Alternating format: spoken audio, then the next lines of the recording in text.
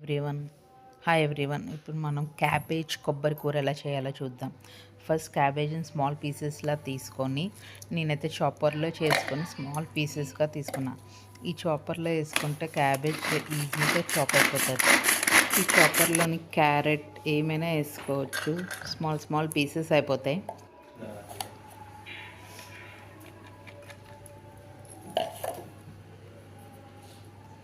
తర్వాత ఇలా స్మాల్ పీసెస్లా చేసుకున్న క్యాబేజ్ని ఒక బాండి తీసుకోవాలి. దాంట్లో ఆయిల్ వేసి పోపు వేసుకోవాలి. పోపు వేసుకున్నాక ఆనియన్ వేసుకోవాలి. ఆనియన్ వేసుకున్నాక చాప్ చేసుకున్న క్యాబేజ్ వేసుకోవాలి. క్యాబేజ్ వేసుకొని కలిపి మూత పెట్టుకోవాలి. మూత పెట్టుకుంటే అది మంచిగా మగ్గిద్ది.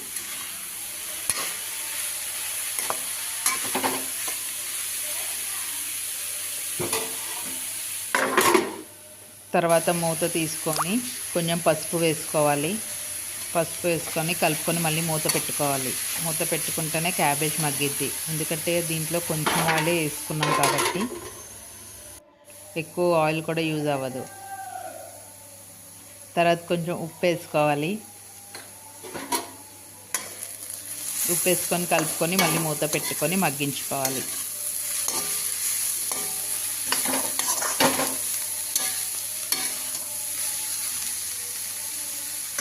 అలా సిమ్లోనే మగ్గించుకోవాలి. ఇది మూత పెట్టుకొని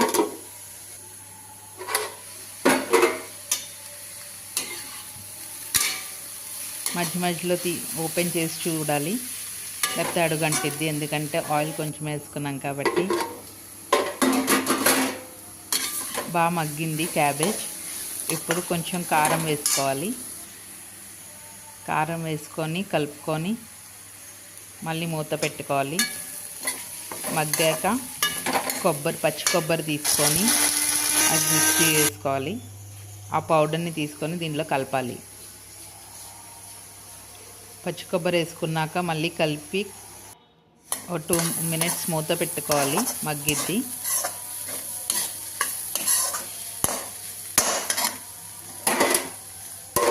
మూత పెట్టుకొని మగ్గాక మళ్ళీ ఓపెన్ చేసి మళ్ళీ ఒకసారి కలుపు.